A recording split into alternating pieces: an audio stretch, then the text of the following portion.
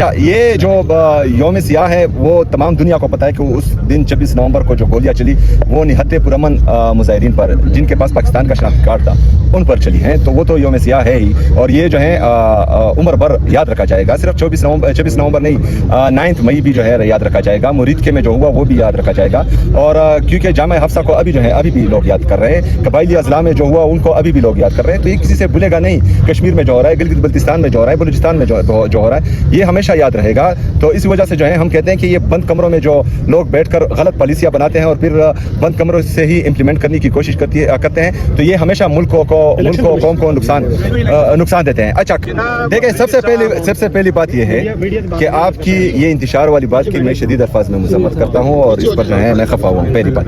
دوسری بات، پاکستان تحریک انصاف نے جتنے بھی احتجاج کیے کبھی ایک گملہ بھی نہیں توڑا۔ ہمارے لیڈر جناب عمران خان صاحب نے ایسی تربیت کی ہے کہ ہم جتنے بھی احتجاج کرتے ہیں وہ آئین اور قانون کے دائرے میں رہ کر پرامن مزاحمت کرتے ہیں، کسی قسم کا کوئی نقصان کسی کو نہیں پہنچاتے، پہلی بات۔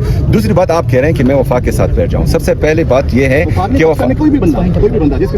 پاکستان میں وہ بندہ ہمیں بتائیں جس کے پاس اختیار ہے۔ یار میں تو جمہوری بندہ ہوں، میں قومی اسمبلی گیا، میں صوبائی اسمبلی گیا، میں چیف جسٹس کے پاس گیا، میں سپریم کورٹ گیا، میں ہائی کورٹ گیا، میں پرائم منسٹر کے پاس گیا۔ اس کے باوجود اگر اختیار آپ لوگ سمجھتے ہیں کہ کسی اور کے ساتھ ہے، تو یہ تو میں نے آپ لوگوں کو آج دے دیا، آپ مجھے رات کو بتا دیں کہ اس کے ساتھ اختیار ہے۔